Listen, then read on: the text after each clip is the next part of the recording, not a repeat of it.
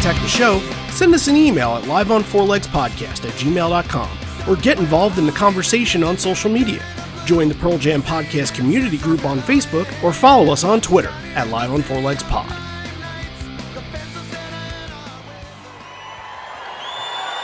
I'm having a little technical problem and I have to see the proctologist real quick. Gonna sort me out.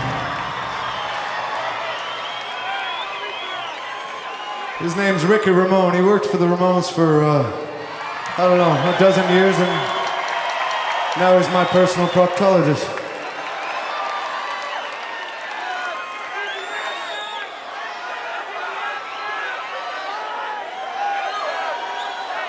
Joe. Hey, my ass feels great now. And away we go.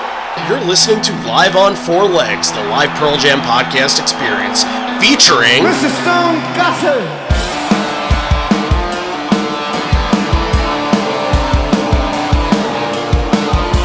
Gentlemen!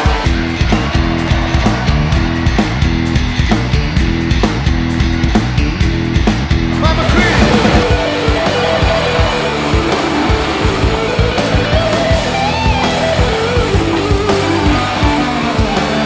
Matt fucking Cameron in the drum.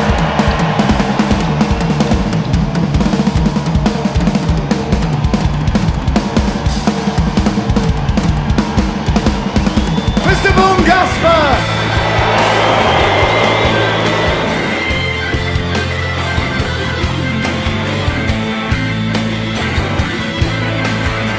You can call me Al, you can call me Ed, you just fucking call me, why don't you?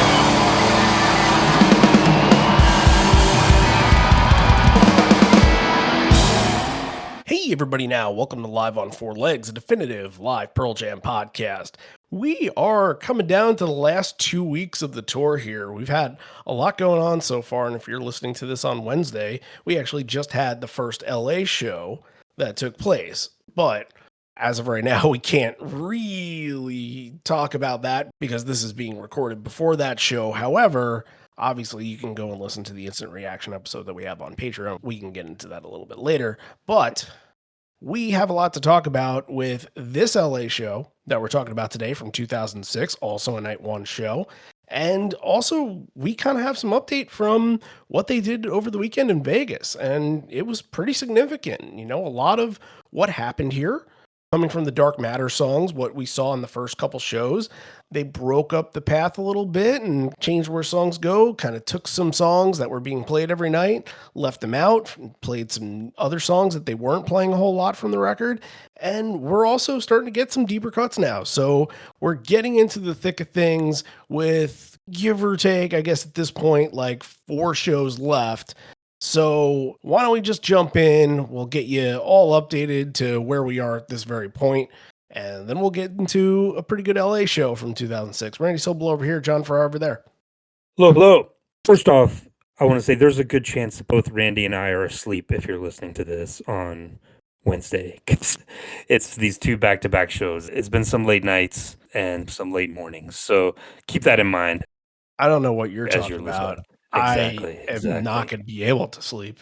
I have my 4 hours that I get that have been pretty consistent. Then I got to wake up, start my day, and go about it until I can go to bed. And this, as you're listening to it right now, is in between the 2 shows. So later tonight, if you're listening to this on Wednesday, that's when this fatigue could kick in a little bit. This one's going to be a little bit tough. But you know what? We're not going to have a lot left. And honestly, after this one, there's only the Seattle shows to go outside of Bottle Rock. So, right. Look, I say that to say that like it's been worth it, and like this has been very interesting so far. And like we're only halfway through the West Coast leg. We still got a lot of shows left this year. We started off with this new era and this new kind of style. And we saw what they were doing, and you know, a lot of people jumped the gun and were like, oh, this is how it's going to be the whole time. And in Vegas especially, we saw them break out a little bit from that and start to mess with things a little bit. And I was hoping that this was coming, and it came a little sooner than maybe we thought. But now I think they can go from Vegas and do anything they want to do. They can keep doing the blocks of songs. They can bring back the 1 through 4 every once in a while, or they can just mix them up throughout and do different things. But I think now you're seeing them start to hit their stride a little bit and get a little bit more comfortable with how these songs are working live and which ones are getting the reaction that they were looking for. And I think we're still in for some really good stuff this year. They've still got some of those instant classics in them. Yeah, I think what I've been saying the whole entire time is that these songs, after a while, are going to need separation. And they were kind of able to do that a little bit. They didn't play Scared of Fear at the Night 2 show, but React Respond was kind of in this place where it kind of was able to shine because it wasn't following that. And then you didn't have Wreckage following that. You changed that up and put Running there. And then Dark Matter shined a little bit because it wasn't part of that section as well. And then Wreckage was a little bit later. So I think the idea now is to kind of give those songs some of their individuality on this because honestly, while they sound good and the crowd is invested in them, to play the first 4 off the record every single night for this crowd that a lot of them are following from place to place to place to place, it can get repetitive and tiring. We've talked about that in this whole episode on 2006. They did that a lot in 2006. At this point, I think they wanted to get the songs out there, showcase them right away. And now I think they'll be able to showcase them in different ways, put them in different parts of the set, maybe start opening with one of them, Oh yeah, maybe. when one of them breaks into that top section, then you'll know that things are off the rails and in a good way, that things are just going to go nuts. I would like to see Dark Matter especially be the song right after the top 3. Oh, I'd like to Because see them give each one a chance to open a show. Like open a show with Waiting for Stevie one night, open up with Upper Hand one night, open up with Dark Matter one night, open up with Wreckage one night. Let's get into it.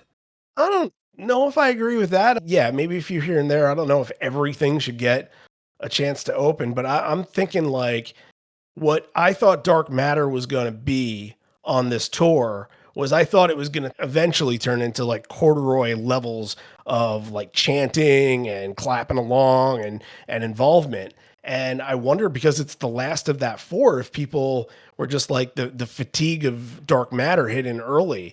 And I think if it takes up that spot that usually like a Given a Fly or most of those Yield songs like In Hiding and Faithful have both been in there too, if it takes that spot and it's able to come off of those top 3 and just kind of expand and have that first big electric moment of the night, I think that's a good spot for it. And React Respond can be something that follows up on that. Like this could be, the 1-2 punch of like going an animal or something, not of that stature, of course, but like figure out how to work everything else in. Maybe Upper Hand, that's the one that could be the opener. Maybe it's the third song Right. of the top 3. Figure other things out where you can use these songs to kind of highlight them and separate them from the pack. I get it that it's really tough to do that if you're doing 8 on average every night and you're only playing 25 songs, you're going to put them all together almost by nature because those are just kind of what fit. But if you separate them a little bit, I think you put a lot of individual focus on these songs. And I think the crowd is going to respond really well to that. Yeah, I mean, at this point, we're 6 shows in. We've had React Respond, Running, Dark Matter, Wreckage, and Setting Sun are the only ones that have been played at all 6 of those. I think that's going to dwindle down. I think maybe Dark Matter and Wreckage will stick through the whole time that they don't take any nights off of those. And maybe Setting Sun too if they keep doing that. But Yeah, I was going to say, do you think that's yeah, going to like continue as closer? It feels to me like they're going to keep yeah. doing it. Yeah, we'll keep seeing rotationals. I mean, I hope Got to Give doesn't get stuck at 1, 2, 3. Like, hopefully that's not a once per leg thing. I'd like to see that one a little bit more. Maybe running a little bit less, if I'm being honest. But yeah, I mean, it I'm feels like not on the same side of the fence as we're that. I think that's fairly obvious to most of you. the ones are starting to kind of fade. Won't Tell, Got to Give, Something Special. I really am pulling for Won't Tell and Got to Give to not be forgotten. I really hope those have a solid play at the end of the tour. Well, I was saying before about creating all these songs and making individual moments out of them. I really do want to see the 5, 6, 7 combo of Won't Tell, Sure. Upper Hand, and Stevie because that is Sure. just the heart of that record. And I think it would just absolutely slaughter live. So hopefully we can get that once or twice. Who knows? We do Yeah. have a couple left on this leg, and then Europe, and then everywhere else. There's a lot of chances and opportunities to do things, and I don't think they're even close to scratching the surface yet. All right, let's get into this show at the Forum. It was back in 2006. Again, they did double shows then, double shows in 98, double shows in 2022. They like this place. You know, Ed likes historic places. I'll mention this a lot at the show, but this has been consistently a great place for them. 1998, I think, is probably the standard. Of course, it being the vault. That's a Hmm. terrific vault, one of my favorites if we were doing a list. And now they're back there. And what's interesting is that during 2006, I think a lot of the Avocado songs got the attention, like so much attention. We've hit on that topic before of people in the crowd were turning around and people weren't really responding to the worldwide suicides and severed hands and life wasted after, a handful of shows because they were traveling a lot. And in a sense, it's kind of like what's happening with Dark Matter. I don't think that we've seen a turn on the Dark Matter songs yet. Not at all. But it kind of feels like the same thing. Like they have a true focus here. It's an album tour. They're still promoting, they're still trying to sell, and they like these songs. Remember, even though the crowd may hear them every single night and be like, you know what, that was in the same spot, and I'd rather hear Gotta Give rather than React Respond or whatever. I think a lot of people just kind of get hung up maybe on stats sometimes because the band has this history of doing something a little bit different. We know that you'll go through Lost Dogs and you'll go to binaural songs, and we want to see that, but there's a way to balance everything out. It's hard to compare this show with that show because the show, they're obviously well into the tour. This is like 2/3 of the way through, so they know what's working in what places. But here, I mean, you're still getting some really early performances of stuff. We'll talk about, a really early version of Big Wave. Comeback hadn't been played that many times. We get a lot of Avocado deep cuts here. Obviously, they're doing almost the whole record. So the big thing is, they're doing a lot of shows this year, the most they've done, I think, since 2006. By the end of it, I think we'll have a better idea of how it compares. That's about accurate with this, and that's kind of why I bring it up because while 2006 was a serious mega tour, it has the same components of doing two US legs, a Europe leg and an Australian leg. Whether or not it's the same amount of shows doesn't really matter, but it's still a very, very similar formula. At this point, we can kind of go blue in the face talking about setlist curation and what they're doing where and trends and everything like that. But I think the more interesting prospect here is to talk about sound wise and how these eras kind of can both have similarities and have a lot of differences. And I think right here is a good time to bring Javier in because Javier's had a lot to say about double amps. Obviously, double amps are a huge topic of conversation right now, and them using them live is amazing considering how rare they are and everything like that. But let's check in with him and see what he thinks about this and kind of see what his comparisons are. And then we'll come back and we'll do the show. Hey, Randy. Hey, John. Hey, everyone in the podcast. So, we're covering LA 2006 for this week. But before we get into anything related with tones, guitars, amps, pedals, there's something that made me think about a comparison point in between 2006 and this current tour right now. So if you haven't checked any dates, lucky you. I'll be joining in Seattle in a week or so I'm pretty excited about that. If we go back to 2006, there is a very important element that we need to mention. And I know that this has been a topic in the past, but I think that we cannot underestimate the power of this equipment that has been utilized in so many eras across this band's history. So specifically, we're talking about the 1959 Fender Bassman. This amp has been a critical point for recording, live execution, live shows. This amp has been in this band history for a very, very long time. So let's do a little bit of history. So when this amp was designed and it was released in 1959, theoretically it is considered the best or the first rock and roll amp. Because before that, you only had amps that were like the size of lunch boxes, which is more like a radio for your guitar, but it didn't really amplify the guitar in a very loud noise, which was something that it was becoming a need since TV broadcast was happening, more TV shows, and people were looking to have something reliable for them just to carry on, even though this thing weighs a ton, just to use it to amplify their instrument. Many people consider that this amp is the perfect amp.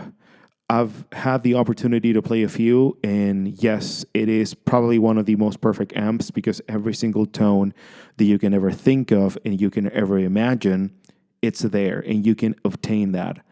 To make it even a little bit more entertaining for all the listeners right now, I don't know if you guys knew this, but when their basement was created, across the pond in England, when they were trying to make music too, when they were trying to get those amplifiers in within England, the first time that they got their hands in a Fender Bassman 1959, somebody under the name of Jim Marshall was trying to replicate those with the components that they could have in hand and try to get the same tones and the same sounds from the amp, which ended up creating another staple, which is a Marshall JTM 45.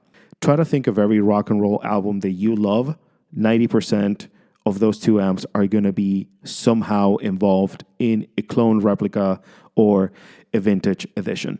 So what's the full circle on this? Because 2006, one of my favorite tours, I love the tone of this tour. It is driven by Fender Acements all over, Stone side, Mike side. But ironically, now that we're jumping back into 2024, the Dumble thing, right? Like everybody got excited because there were so many interviews stating what kind of equipment they had, what kind of equipment Andy Watt facilitated the band for them just to record and to have like a fresher perspective or use something that they haven't used in the past. Ironically, Alexander Dumble, when he started to create his own mods first before he jumped into designing his own amp, the special overdrive or the Amplifonics and Gain, or the other amps that are so famous by Alexander Dumble. He started this whole idea modding in 1959 that he listened while Robin 4 was playing. So the first version of a Dumble, it is a 1959 Fender Bassman.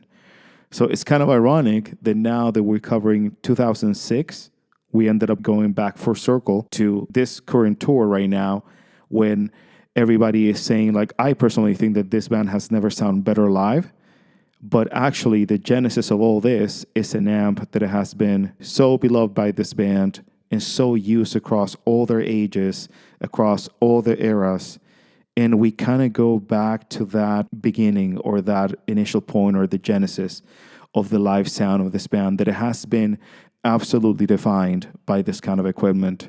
I wanted to give you a little bit of insight because now when you're going to be listening to the show, and if you want, compare it with what they're using right now, I think the major differences that you're going to be able to hear is just the three-dimensionality of the sound, like Dumble amps or emulation of Dumble amps in this case, because Mike is not running any amps on this tour. Stone is running a Bombshell Overdrive by Amplify Nation, if you're wondering about that.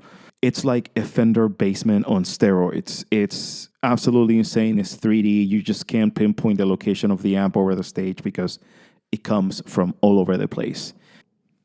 All right, Javier. Thank you so much. And remember, if it's not out already, the Gear Garage for the first 4 songs off of Dark Matter, that is going to be out at some point very, very soon, if not out already. So hang on to that thought. Obviously, the Gear Garage has been excellent and some of the best content that we've had for the last 6 months or so. So hang on to that, and he's going to be doing 3 parts of Dark Matter this year. So yeah, get ready.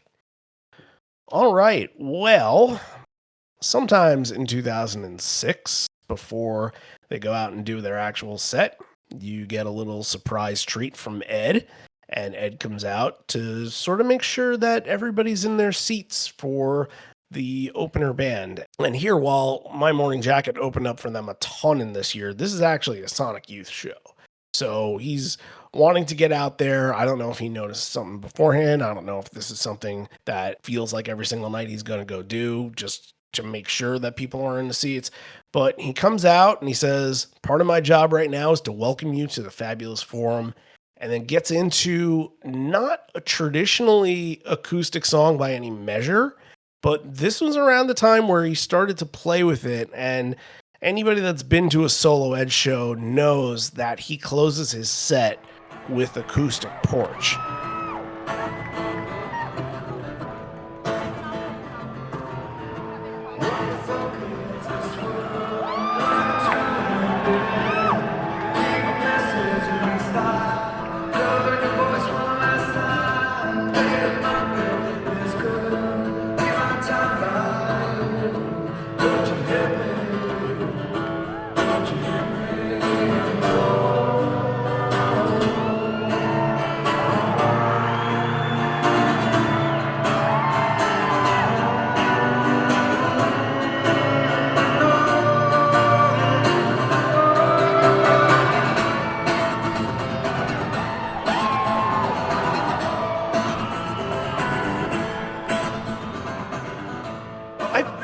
Like it's been a long time since we've talked about Acoustic Porch, and I've always had something that's thrown me off.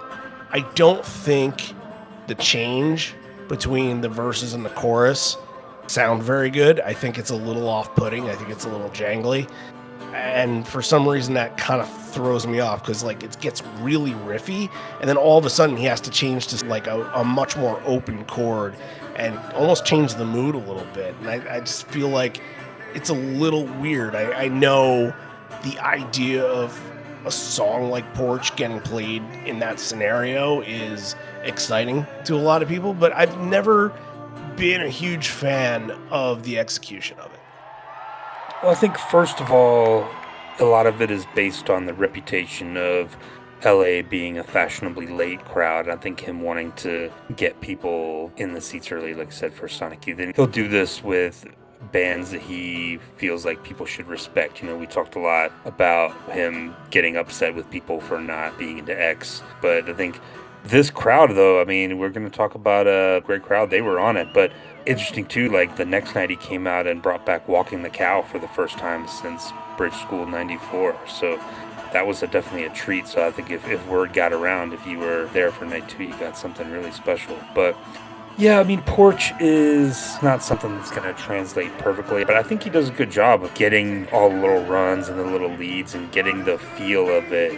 Porch is not going to be a campfire sing-along, but I think he did pretty well with it. Yeah, some things he has to kind of compensate for in the solo, and he does that by getting really riffy and start strumming really, really hard in places to kind of make up for that, because in Porch solo, you're waiting and listening for Mike, and you're listening for Matt, you're listening for Stone. Things are coming from all sides here, and he has to figure out something else to do for a minute before he ends the song. And I thought that was actually probably the best part, was that anytime he had to over strum on this, it sounded great. And then you mentioned it with the crowd, they're singing along with him at the end. It was very, very good. So that's how you're opening up before Sonic Youth. There has been a show in the Pearl Jam catalog where he did Porch. He came out and did Porch, and then did Porch later in the set. And I just don't. Yeah, I'm glad they didn't do it at this show. So, all right, main set time. It's going to open up with Release, of course. Hypnotizing Trance, which is always a good sign. But I think sometimes on Release, the droning part doesn't just come from Stone, but it's Jeff in this that kind of adds that little hum, like that little droning noise behind him, and that's what's drawing you into this. And I think all like little pieces here that kind of bring you into the song and draw you in from the very, very early concept. I think this is a fantastic Jeff show, and yeah, I totally agree. It definitely has an epic feel to it, like very kind of cinematic and very kind of the sweeping, like big moments that you get out of Release. And Obviously, it's 2006, so you're getting the Dear John for Johnny Ramone in the last verse there. And it just felt like it built really, really well. Like each verse, each line was building up the tension. And then when you get to the end, it just comes in full epic. Yeah, this is a great version. Yeah, and from here, again, we're going to talk about the crowd a lot, so don't get too disappointed about a crowd show, right? Big crowd moment where they're riding the wave where it takes me, and yeah, it's gonna take you in the set that's setting the tone very, very nicely for something that's going to be very, very energetic in its parts here. So we're going into the next section of the set, and we're going to go like bam, bam, bam, bam, bam here. Worldwide Suicide, Corduroy, Do the Evolution, Give It a Fly. Little bits and pieces here. I think I got to mention something about Worldwide Suicide is that Jeff and Mike on this were so much fun to watch because they kind of at the same time when breaking into the chorus just start kind of gyrating and moving around, and I don't know if they timed that perfectly together, but the way that they felt it just looked fucking awesome. Worldwide Suicide is one of those that it doesn't really have a takeoff point. Like there's no part where they can go off on it and add something, and it never really had that. But still, I mean, I think the last time we talked about it, it was like, oh, okay, this is pretty good. This is another one of these 2006 shows. It's the era where everything is played so fast, like they're speeding everything up. It's more noticeable on the older stuff, like the Yield and earlier material, you really notice it. But on the Avocado stuff, it feels fresh because like that's what they do. You kind of want that energy with the new songs, and it's not as noticeable, I think. But still, Worldwide Suicide coming off a release, I don't know if you're capitalizing on that energy that release built up as well as you maybe could. Well, it's different when you're listening to it in 2024. Of course. In 2006, like, this is the song. This is the single. I liked the song back then. I don't like it as much now. I think time kind of didn't do it any favors.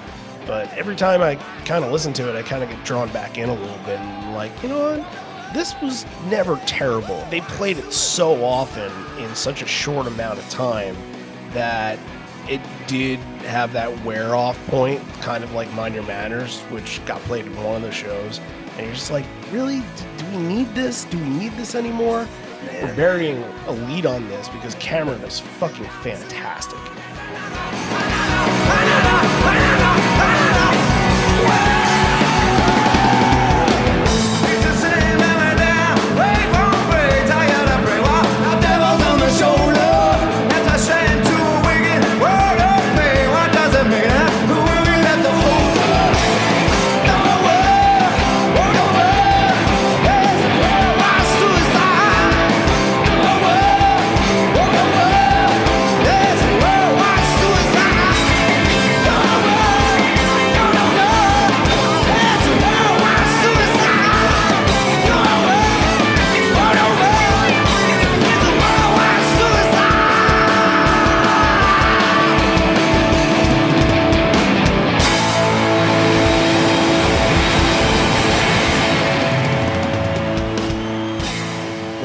Continue on.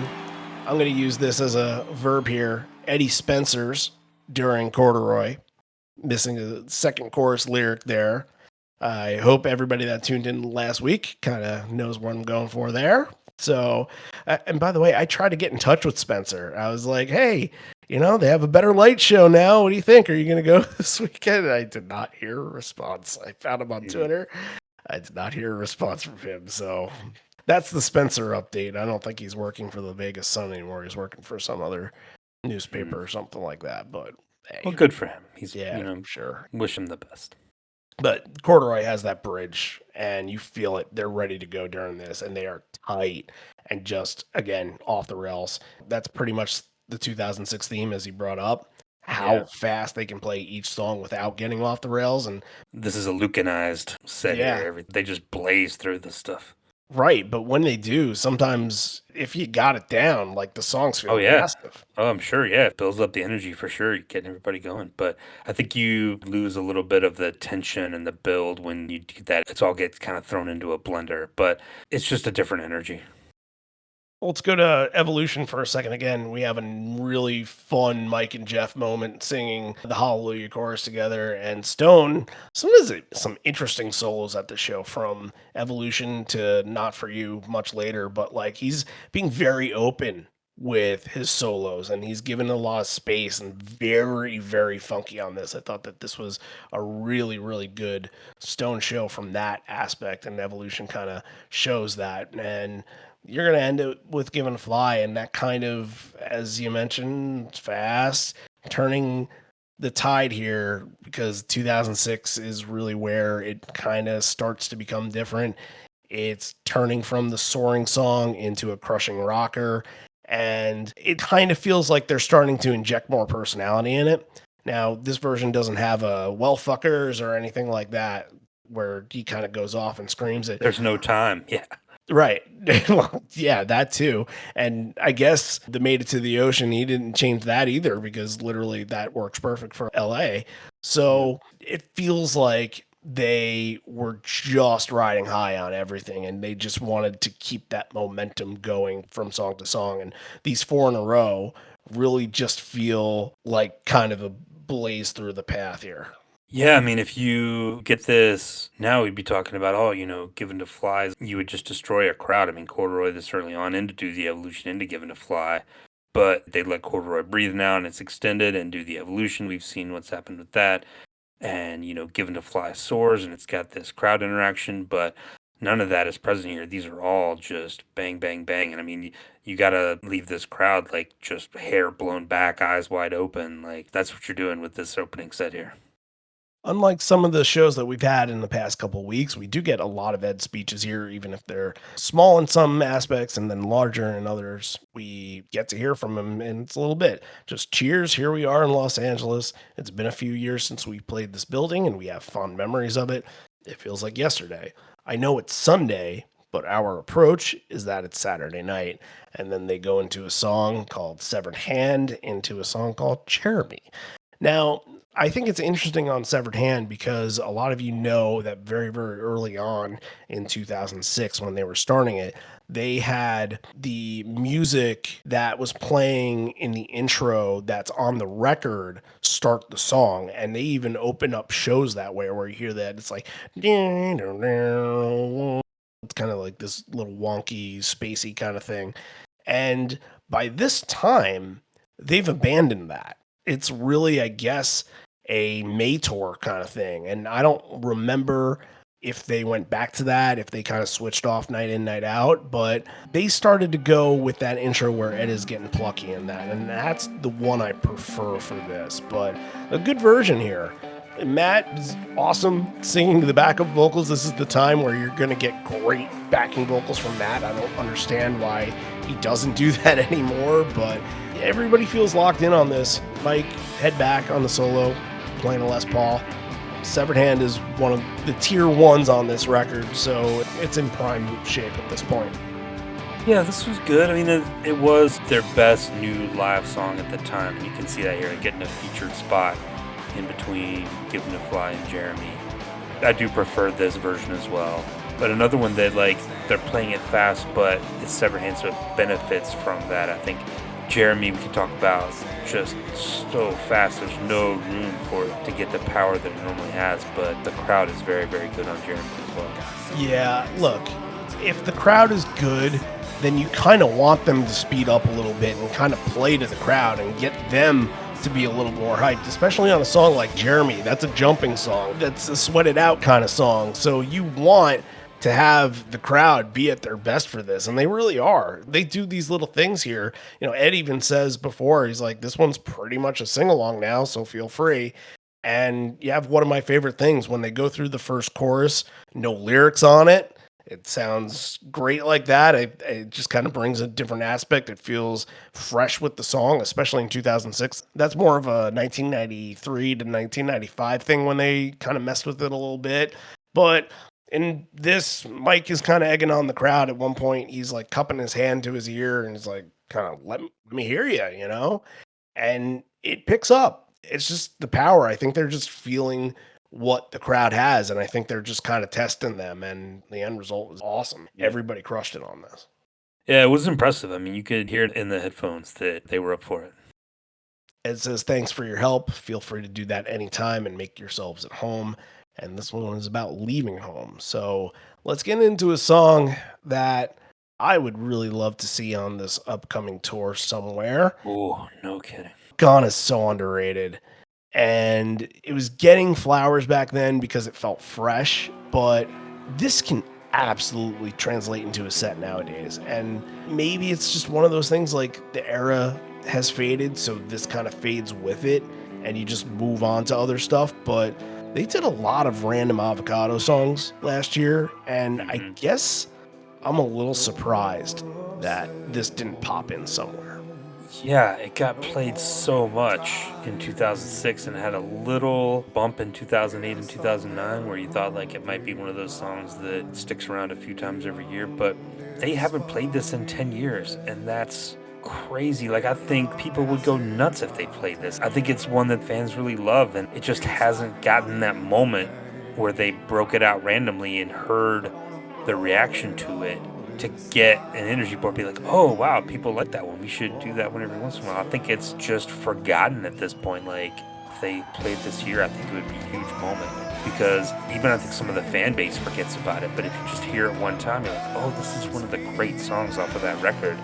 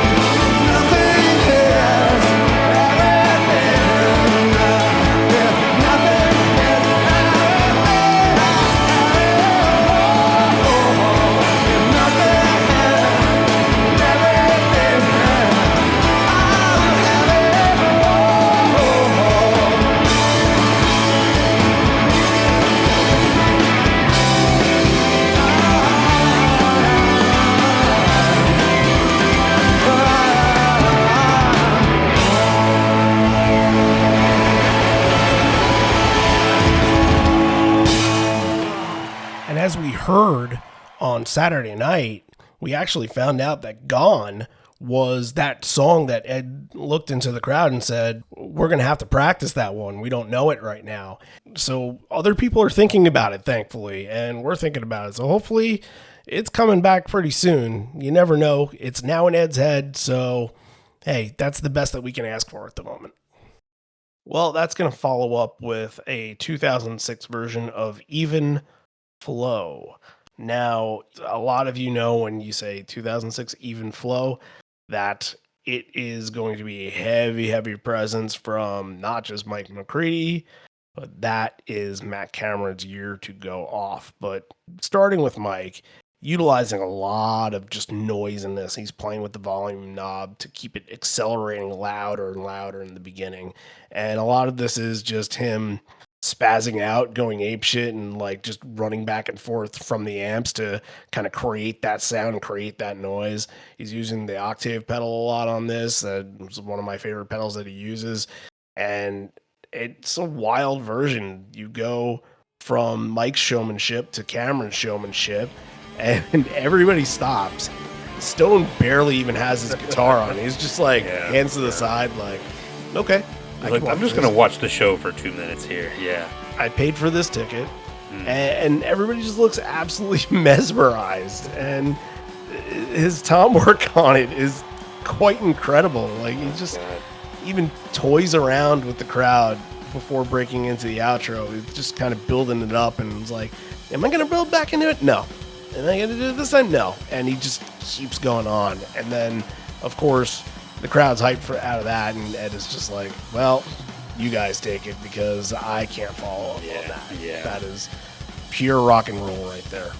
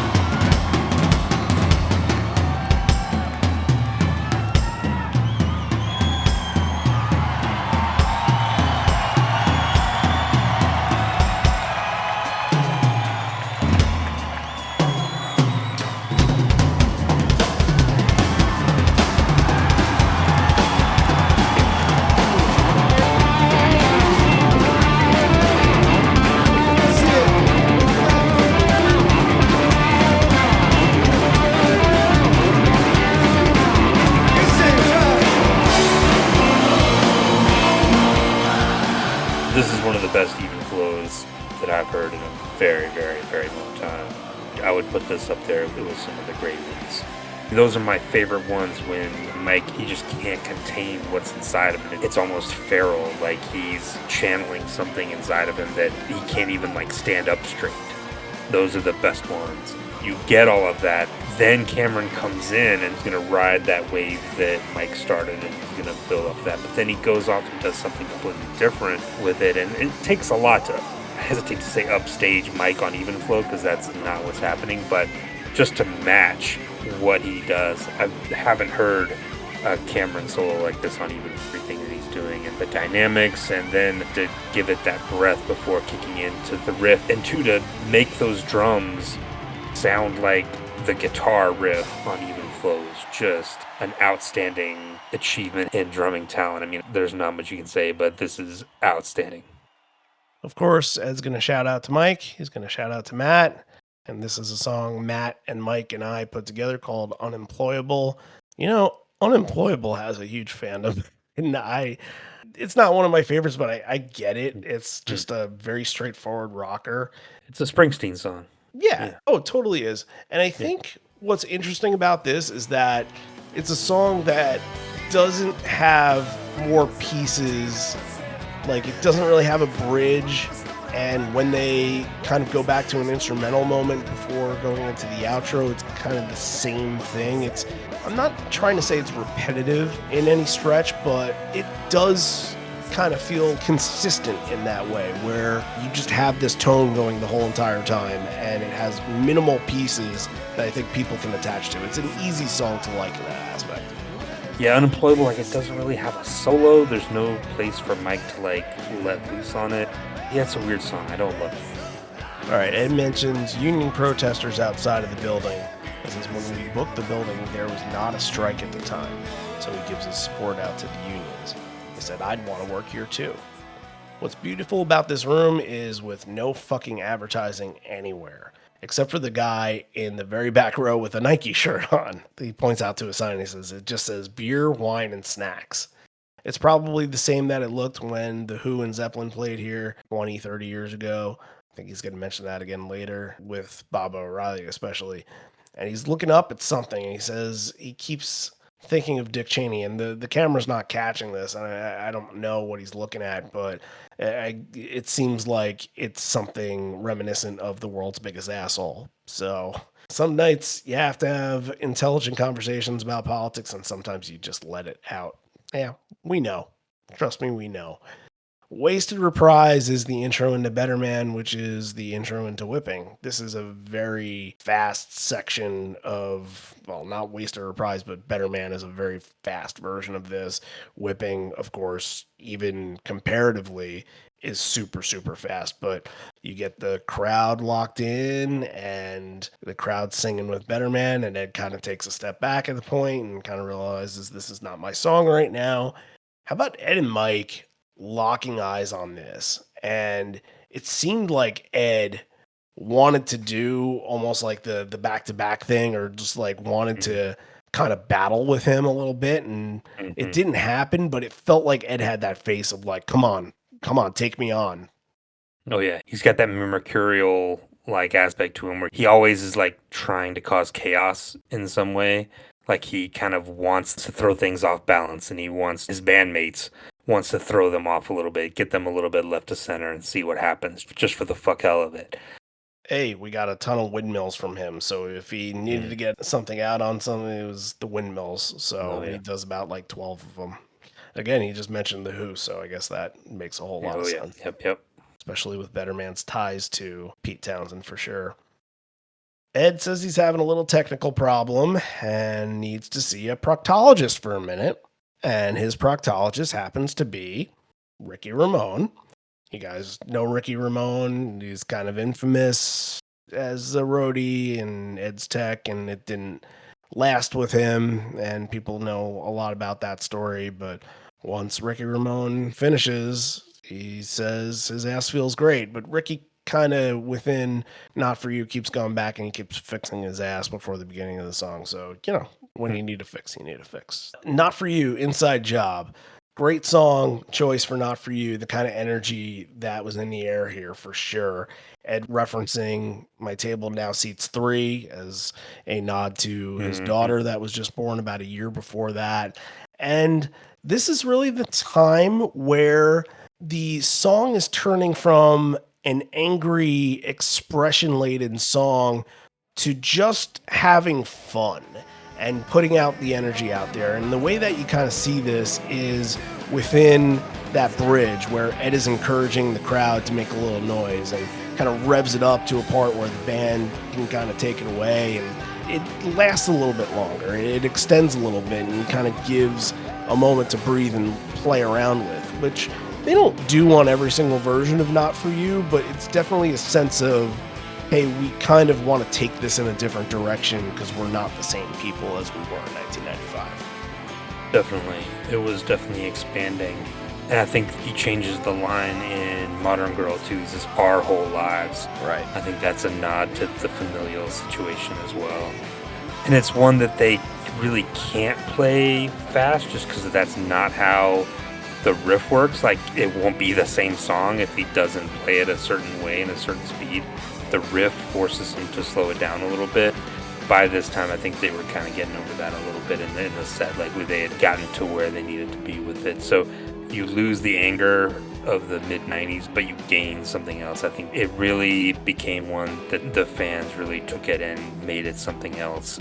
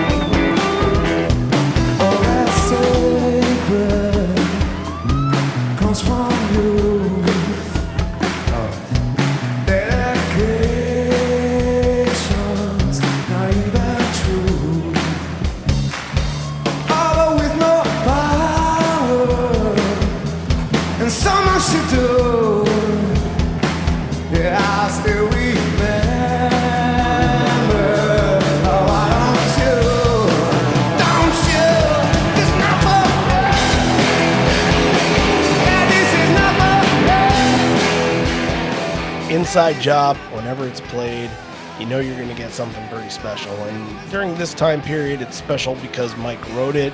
It would later evolve into what it is now, where everybody kind of has their own story with it. But at this point, like, you can tell that this song has something. Like, this song is a cut above the rest of them. And while in 2006, it would not be the same as 2016, the passion is still seeping out of this one. And it's got the elements, the same kind of cathartic moment that keeps you hanging on now, that keeps you feeling the uplifting moments and just draws you in with that and kind of takes you for that ride. It still does a lot of the same things. I mean, it sure does it better now, even though Mike doesn't use the double neck anymore, but it had those elements that it was going to capitalize on much, much later.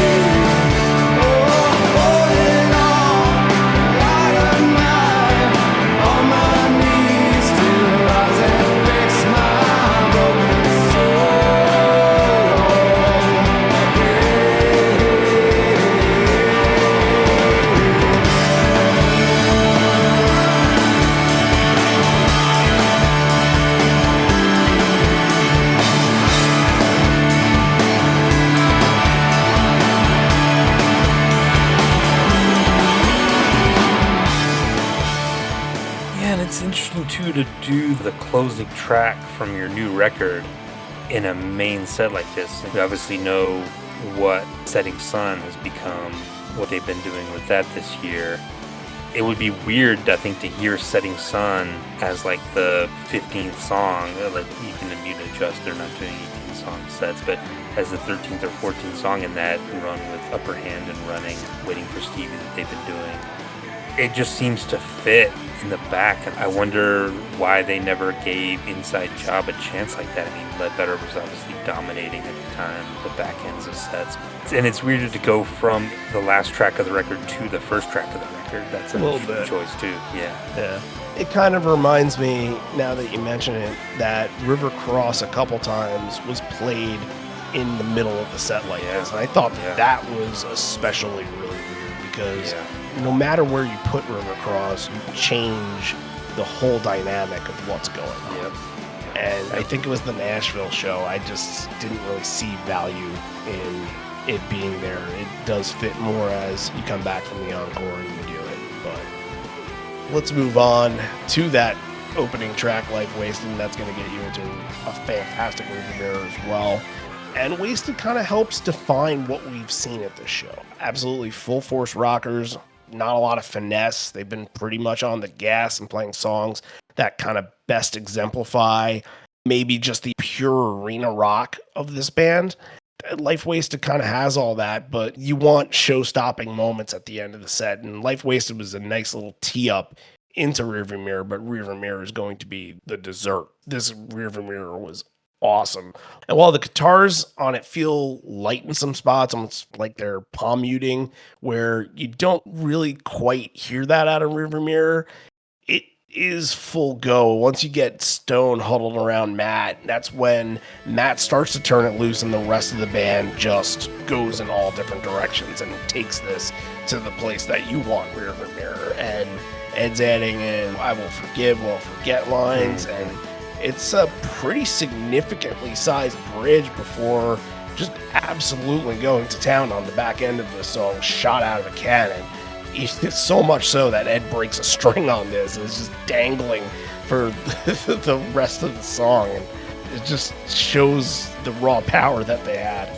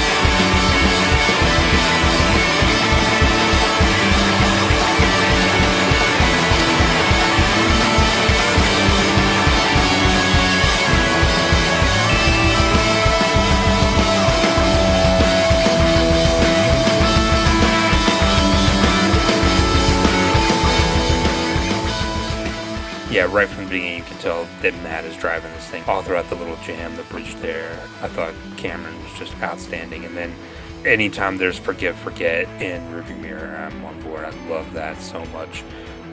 It's time to pause for station identification at the encore, so let's do that. And first, of course, talk about Patreon and all the brand new patrons that have joined. There are very, very many of them. So, again, as we mention every week, the reaction episodes are in full force right now. All of them for the shows that have happened. All of the reaction shows are up on our Patreon, patreon.com/liveonfourlegs. And more people seem to be buying into that and joining up every day. So we got a lot of people to thank. Might as well not waste any time on that. So let's thank. And there will be a lot of first names here. So we're just going to thank some first names. And like Mike. So thank you, Mike. Jason Pequin. And Jason actually was helpful on our Vancouver Night 2 episode because he was able to, in a pinch, kind of come through and help us out. And he was very ecstatic. Yeah. So he joined, and thank you for joining on that and hearing your episode, I'm sure. Gary Simonson, RJ, Mike Murata, Jason Temple, Monty Weld, Sean, Taylor Strain, Richard McCoy, Frederick Goldberg, Spencer Grabe, Debbie Runke, Bob, and Lachlan Davis. Thank you all for joining up on Patreon. And look, there's much more than the reaction episodes. Like I said before, we're going to do that Gear Garage with Javier. He's very, very excited to get that done. A 3-part series. There's evolution episodes. There's all different things coming down the pipeline. So even if it came out a couple of years ago, it's still there, and it's just wonderful content if you just want more meaty digging into the Pearl Jam history. So enjoy that, guys, and hopefully you take advantage of that. And once again, thank you very much. All right. Well, for you guys out there, if you do want to join Patreon, I mentioned it before, patreon.com/live-on-4legs. I'm going to talk about the tiers real quick. You can just jump on for $1 a month and you'll get all that content. You'll get the reaction episodes, you'll get evolution, you'll get Gear Garage and other things that might be coming down the pipe. If you want to add a little bit more, join up on the Gigaleg tier for $5 a month and the Horizon Leg tier for $10 a month. What the Gigaleg tier is going to get you, and Horizon Leg tier as well, you'll get to request an episode for us to cover on the pod. And look, a lot of people have great memories of their shows. A lot of people, when they request a show, is usually their first show because it kind of has that moment where you realize that you're there and kind of is the start of the obsession in some points. And people have very, very fond memories of it. So every show that gets requested is exciting for us because it's like we wouldn't think about maybe doing some of these shows if it weren't for people asking for it. And when we do, we get to kind of learn not just about the show, but learn who you are too. And that's exciting for us to kind of get to tell your story. And a lot of people that have wrote in have just done a fantastic job and can't thank them enough for doing that. So that's over on the Gigaleg tier as well as the bootleg of the week, you guys. So keep that in mind if that's something you're interested in. And then the $10 Horizon Leg tier, that goes a little bit further. You will still get an episode request, still get the bootleg, and you'll also get a profile episode.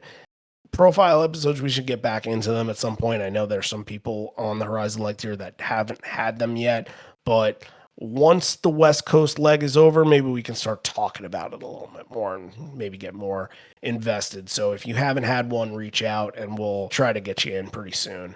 As I said, patreon.com/live-on-4legs, or go to the Patreon app and search for Live on 4 Legs, or go to liveon4legs.com. Check out all the content over there, the Concertpedia stuff, and just click the Become a Patron button, and that is all you need to do. All right, I think that's all I really got for this. We're going to be in Seattle very, very soon, and next week, as I'll mention a little bit later, we're going to be talking a lot about that Seattle show with Javier on, so stay tuned for that. And yeah, it's going to be an exciting time, finally, after all these shows getting to go out and witness this band. All right, back to The Rock. This is going to be a more subdued set. We're going to come out, we're going to sit on stools. We all kind of know what the stools are now, but back then, this wasn't very often that they did this, and I think the moment where this becomes more apparent in the encore, where people kind of remember how it started, was Grand Rapids. They did a ton of these type of songs that are a little bit more mid-tempo, that are a little bit more subdued, like a Hard to Imagine or a Around the Bend. Those songs getting thrown into that set list in Grand Rapids, very, very memorable stuff. Like everything in there. I think Crazy Mary was in that section too. That was absolutely fantastic. And this kind of mirrors that a little bit because, as I mentioned, Alive would be the big song to end it on, but you're going to start with Small Town and come back. And even Ed says before getting into it, we're going to try a few different things here. Small Town is going to get you in the mood to all this. So everybody's seated and Small Town's on. And the first thing you notice is that crowd is doing my favorite clap.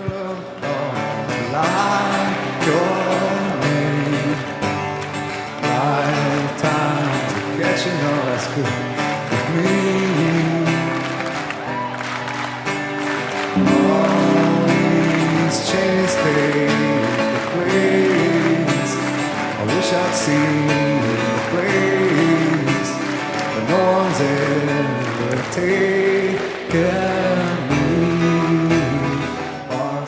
The two clap that the Eastern European countries have seemed to perfected on Small Town.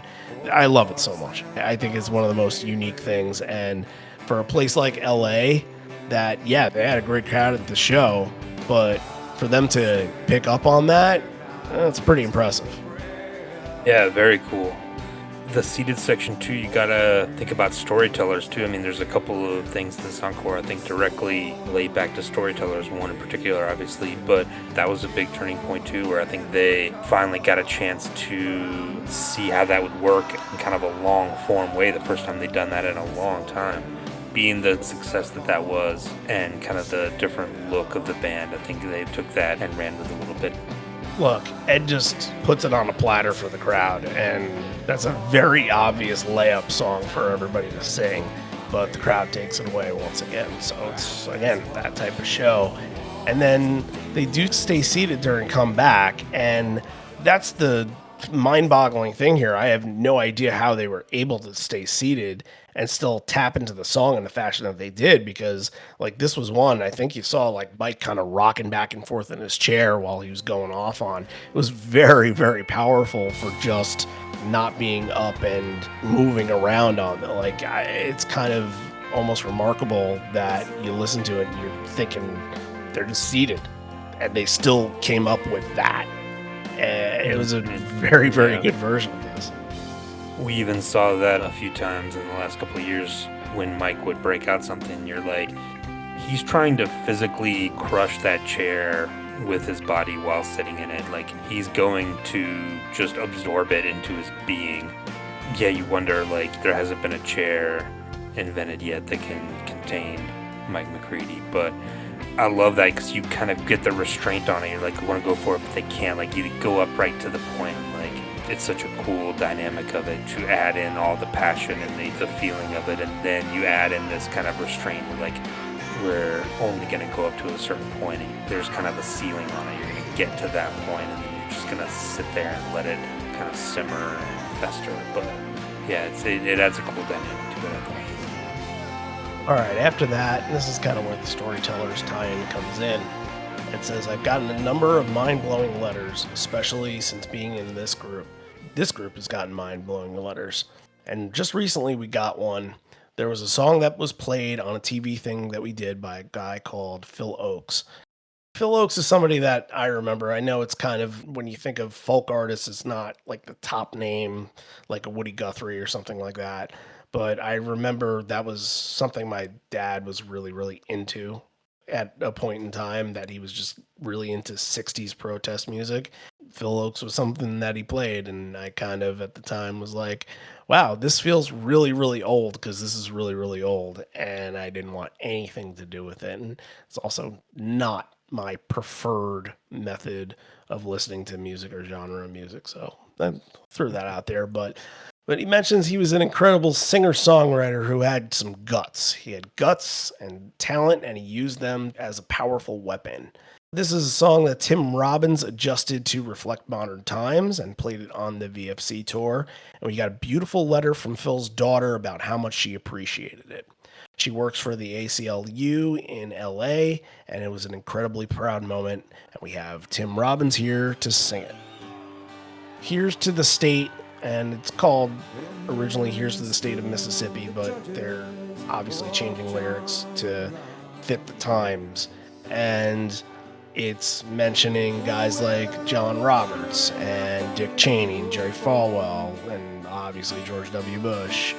And yeah, maybe in 2020 it could have been like a rallying cry to bring this back and add Trump and whoever else. That I don't have to go further into that, of course, but like, I don't know, thinking back on this now, I think there were way too many verses, and it goes on for way too long. Yeah, and that's kind of what these folk songs do. They have like two major parts that just kind of keep going over and over again, and they change the lyrics for each part. It's not a ton of depth. You know, there are folk songs that absolutely do have a ton of depth, but you listen to this and you're just like, okay, like I get it. And it just takes a while before they get to the climactic moment of, hey, George W. Bush, get out of this country, whatever the lyric was. They didn't need to do it for like 5 minutes. That could have been a 2.5 minute song.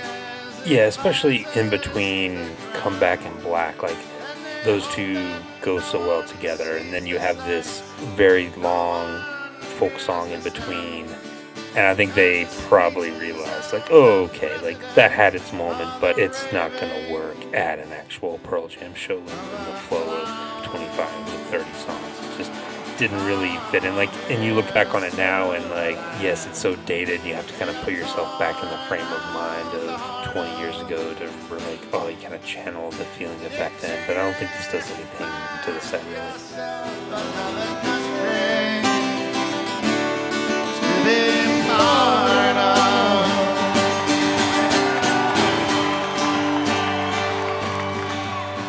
And here's to the churches of Jerry Falwell, where the cross once made of silver, oh, now has turned to rust. And the Sunday morning services preaching hero of men in love, and heaven only knows, and the rich God they must trust. Oh, yes, to the land is torn out the heart of Jerry Falwell. Find yourself another country to be part of.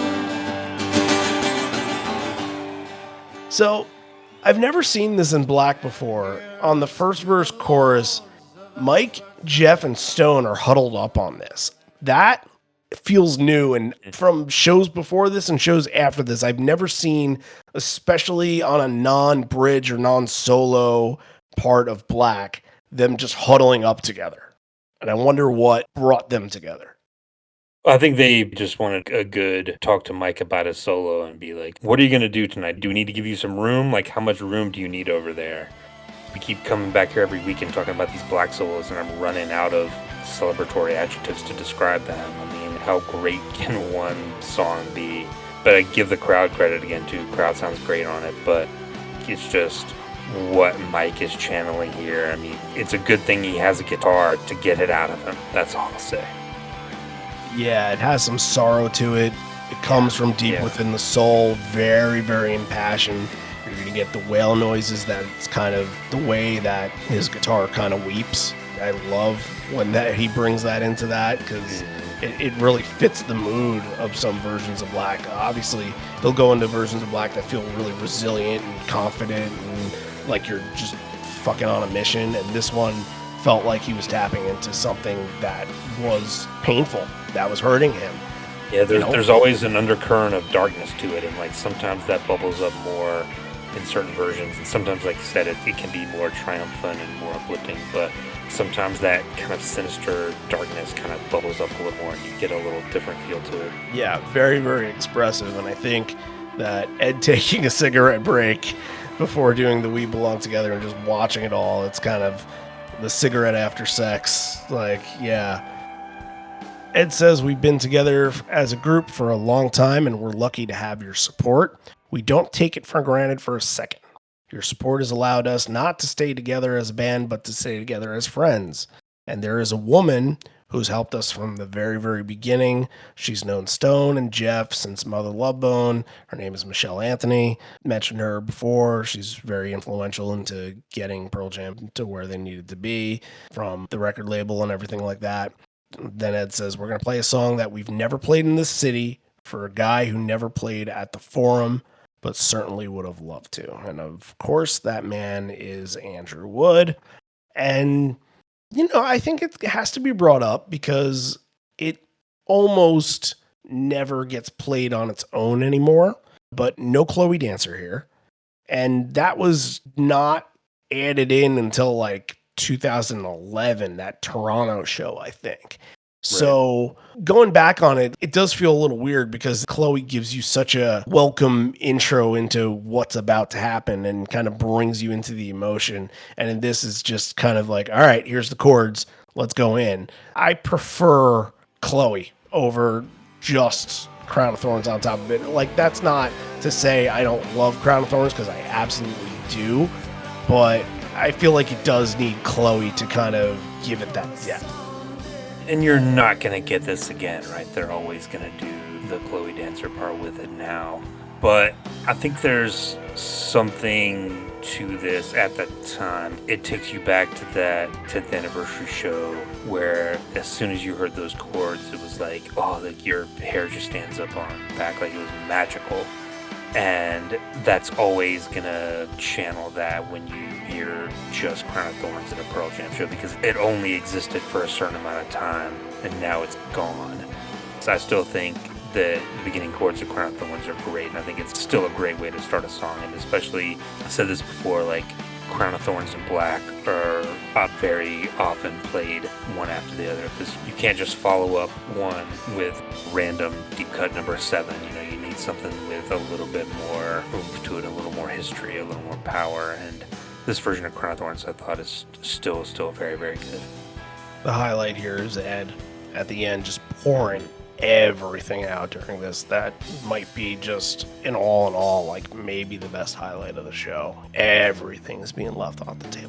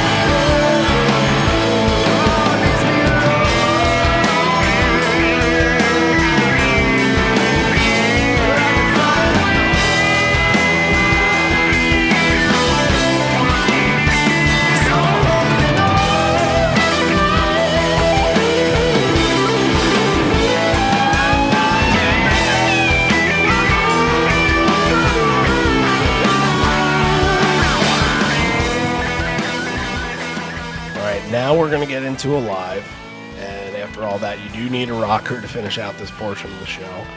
Of course, Ed is walking from end to end here, just on platform, singing directly to the crowd, but it feels like this is an extra effort version of the solo for Mike. And this, in a live, sometimes it can, I don't want to say formulated because that's not fair, but like, you know what you're expecting out of it. But when he turns it up a little bit and he kind of gets something extra out of it, you're like, okay, something different's happening here. He's got something else on his mind, and it just kind of adds into the excitement of the song and how the crowd reacts to it. And of course, this is a very good version to end your encore.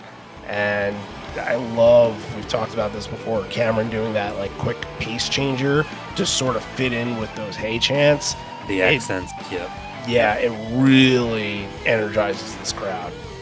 That's the Post Storytellers too. I think that Storytellers version of Alive just changed the course of that song with the crowd, you know, everyone pumping their fists and doing the haze and the band reacting to it. And I think that became the thing after that. Like everyone wanted to do that during Alive, and credit to them for adjusting that and turning it into a big moment that the crowd can have with it. Encore 2 time.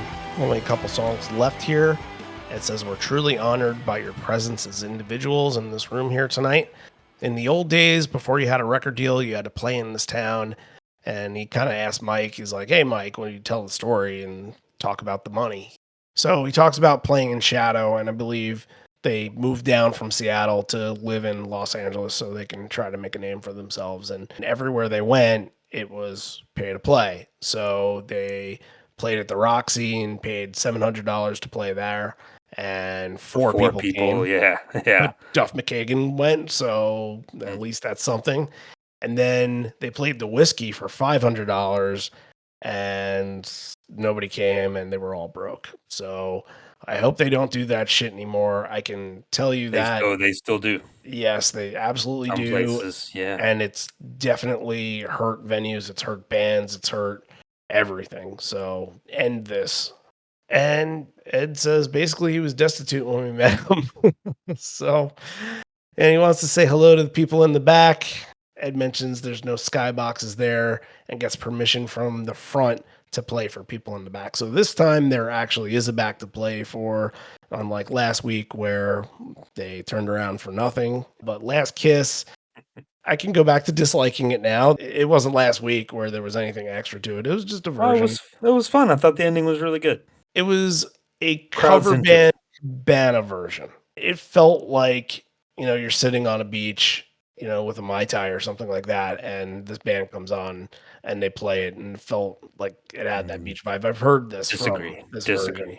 I think the best versions are when the crowd's into it, and they were here. I think it really builds something cool at the end. Look, let's not bury the lead here because the highlight of this version is Boom clapping along. So you just see that man with the big hands just watching it all go down. It's like, yeah. I'm on Team Boom. I'm with him. Yeah. Cameron also had a mini set that was pointed at the back. So that was really interesting because that was something that obviously would be sitting in the set years later. So Comatose and Why Go are going to follow. And Comatose is really good coming out of this show.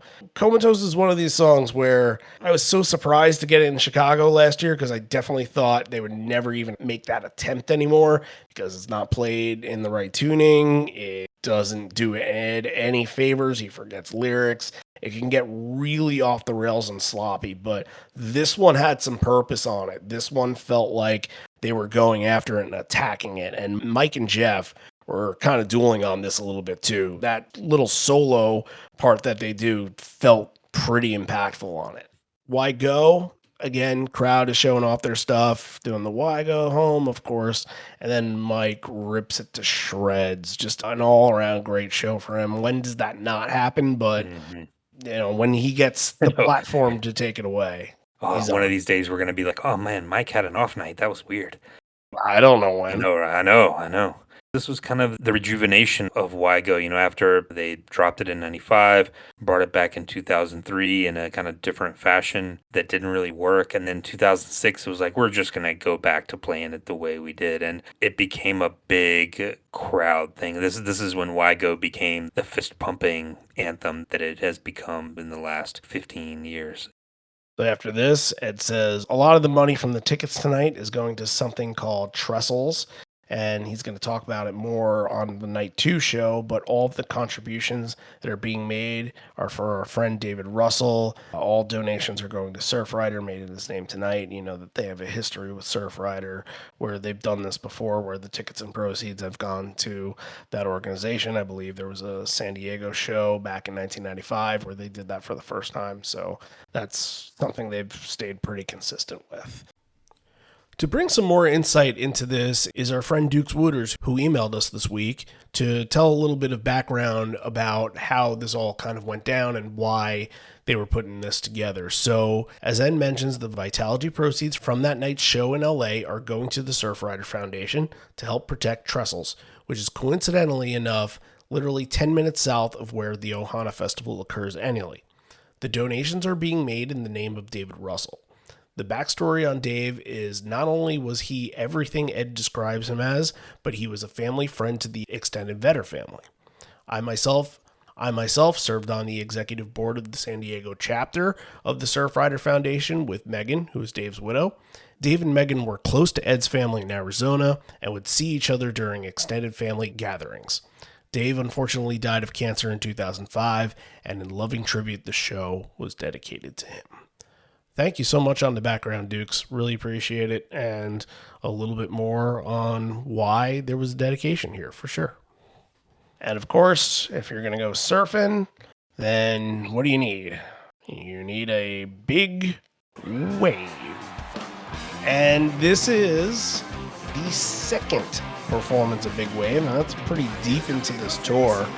It's also in such a weird spot. Like, it's taking the place of a big song moment like Alive or something like that. It's just so atypical of what you think of this song. And it was just also played lightning fast, like they had to catch a flight. Like this one felt almost like the most egregious because they hadn't played it a whole lot, so you would think that maybe they would try to figure out what it was, but I guess it was always meant to be kind of a party song anyway. But this is interesting because like Ed kind of falls to the floor and it's got some interesting tones in it as well. We'll get to Javier for that in a second or two, but yeah, this goes to some weird places. Another one that hasn't been played since 2016. You would have thought that it would have shown up at some point. It's just one of those little weird ones. Shout out to Matt, who absolutely loves this. I'm not in that camp, but it's a fun little song. They even kind of do a little jam session here, extend it out a little bit, do a little vamp on it a little bit. I do like the weird ones, and this is a weird little song, and I hope it comes back. Yeah, let's talk a little bit about that weird stuff. And why don't we bring Javier in, because he's the tone setter, so let him set the tone and take you where you need to be with it. So toss him to him. Big Way is kind of a weird song because you have one of those staple Matt Cameron rhythms, 7/8, but then you have a 3/4 break in between, then it makes it weird and it makes you drag the note if you ever want to learn how to play this song. But anyways, it's super cool. This version has a lot of texture. Around this time, remember, Mike was running that Line 6 MM4 in the upper corner of the pedal board. That thing is going to give you a lot of texture. You can pull out flangers, you can put out jet flangers, rotospheres, whatever you want to do, but also a chorus, which is based on the CE2 made by Boss, which is the ultimate classical chorus that you can ever find, and everybody kind of craves the sound. And whatever pedal is being made nowadays is always trying to emulate that kind of texture and sound that only that pedal can give you. So there's a lot of stuff mixed up here. It gives a lot of color and texture to a song that, if maybe without the right use of things, can be a little bit more basic and monotonous. But in this case, they do it right. They add so many more things. But also, there's a little bit of a rotosphere that it was being used around this era as well, that unfortunately it was removed afterwards because it was too bulky, and rotosphere owners, they know that they're kind of a hassle to handle with the voltage. They're not very reliable after a while. So that's something that they were trying to eliminate, and also trying to compact stuff while they're going out. But yeah, pretty cool detail. They're both mixed up. And I think at the end, right at the end, before the chorus goes out, that rotosphere adds a little bit more color, which you have enough that you can create that kind of univibe more setting more than anything else, instead of a high pace vibrato pitch that it's going to give you. All right. Thank you, Javier. And we'll see you next week, where we're going to do a lot of conversation stuff on a show where we'll be very, very close. Actually, when it airs, we'll probably be in Seattle. Come to think of it, we'll probably have a show under us. But before we record, that'll be kind of the lead into everything. So excited to do that. Before getting into Baba and Ledbetter, he mentions that Tim Robbins interviewed Pete Seeger and had a nice quote there, who said, "We are all just chains passing this music along." And Ed wants to play his part in the chain, play a song that could have been played here 20 years ago. That's obviously Baba O'Reilly. Bob is going to get you into Ledbetter. Ledbetter is going to have a national anthem tag on it. That's the fun way to end the show. I think that you needed some rockers to end here. I think that Baba kind of does go off the rails in a good way a little bit, and you can't ask for much more. I guess it's a little weird that Ledbetter was a night one and not a night two, because that really feels like when you get an indifference instead, that's a little cliffhanger to get you to night two. But who's going to complain about it, right? Yeah, they did Rockin' in the Free World to end night two, and with Big Wave again in Encore 2, so they must have liked it. But yeah, Bob O'Reilly, I thought Jeff just channeling the Ochs there totally at the end. Jeff just goes off on these runs at the end of Bob O'Reilly. Where did that come from? Just all up and down. Just like that stuff.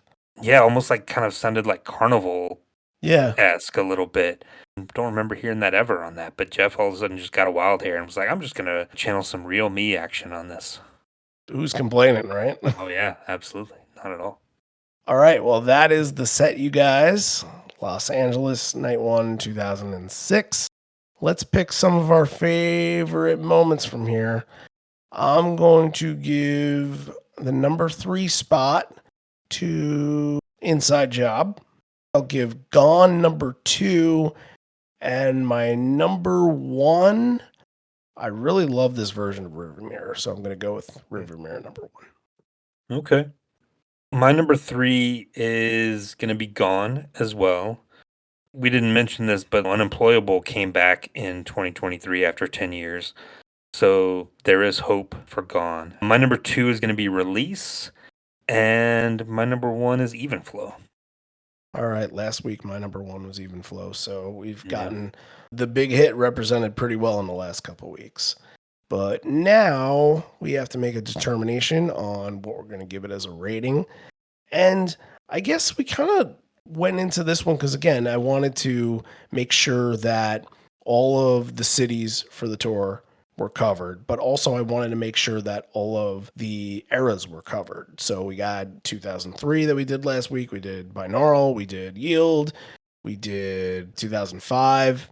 And I wanted to get 2006 in as well because, again, like that's such a big tour year for, an album year and everything like that. And it's pretty important. And when you look at the set lists of night 2 and night 1, I think you can say that night 2 was probably the better set list. You got stuff like a lot of cool Yield songs like Brandon J and MFC, Marker in the Sand. That's going to hit well with me. I got Shit, Sad, a cover of I Must Not Think Bad Thoughts, Man of the Hour, a lot of really, really good stuff in here. Leash is a penultimate song. That's pretty cool. Reverse And Mama song. yeah, and as you mentioned, Walking the Cow, I mean, you can't get much more rare than that.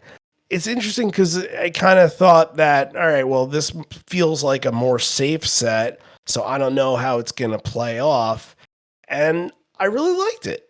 I liked it. I thought that, again, the crowd helps this so much. They bring so much intensity, and not just to the songs that you expect them to bring it to, but to songs like some of the Avocado songs. They're clapping in places, and they're really getting into it. However, I don't know where it would stand in 2006. I don't know if people really talk about this one too much. I definitely put it in like the middle of the pack where, I mean, that's pretty high standing considered what this tour was. And I think I'm at like an 8.5 on it. I don't really think it pushes to a 9 because maybe there's not that performance or two that is like a tour changer. Like there's no moment where you can be like, that from this show changed the course of this tour. I think it was pretty standard, but even standard can be pretty fantastic. So I'm at an 8.5. I think I'm right there as well. I think that's where I landed. And I think you always give a little extra for a good crowd. Without this crowd, I think this is like a 7.5 or an 8, but I think they bump it up a point. So Yeah, that's fair. awesome crowd here. That's what you need to get to those high scores. It's not a perfect show, but there's enough to give it a really good score. I think I'm right with you. 8.5. All right, then. Now we get one more where we're going to cover for the West Coast, just another local area show. And since we had basically done a full year of nothing but Seattle shows, we had nearly nothing left for Seattle. And a couple months ago, it got wind of this beautifully shot video, and it's 2001, and this is like perfect HD video. I like kind of unbelievable for the Groundworks benefit that they did with REM. It's a benefit show. They're only playing 10 songs for less than an hour, kind of in the same fashion as Bridge School, but they're playing electric here. So it's not quite that, but like the set times are the same and everything. But just watching the video really amazed me. And I said, look, we got to get to this show before somebody takes it off of YouTube, because that would be a real shame if that were to happen. So we are going to do the Groundworks benefit. Javier will be with us and we'll have some fun with it.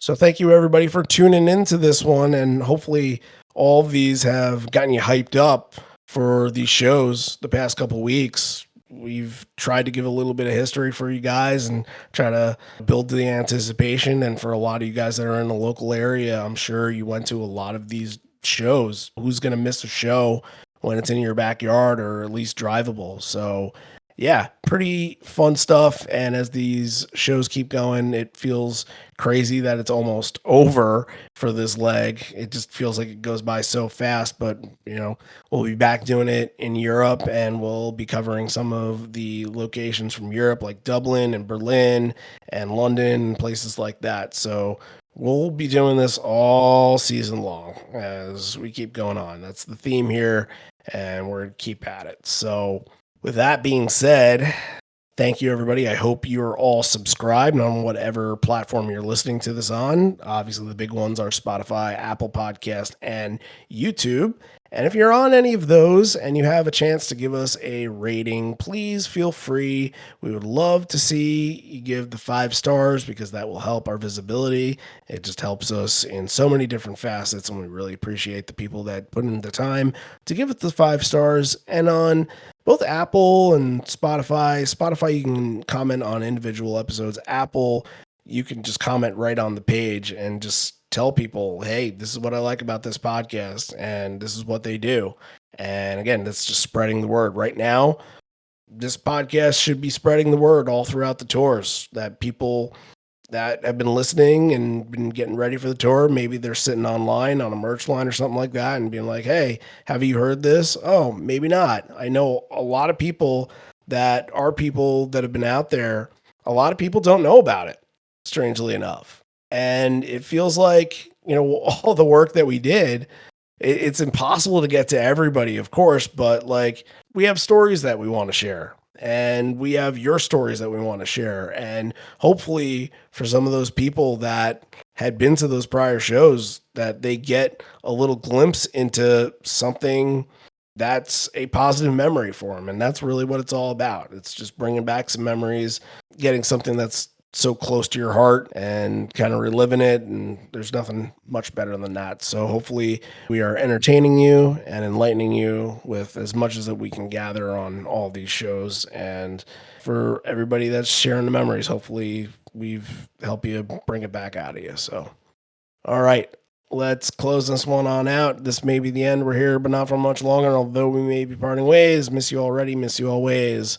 For everybody on tour, keep having fun, keep enjoying the shows, and we will be back next week with Groundworks Benefit.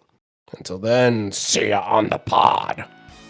We're going to play our part in the chain.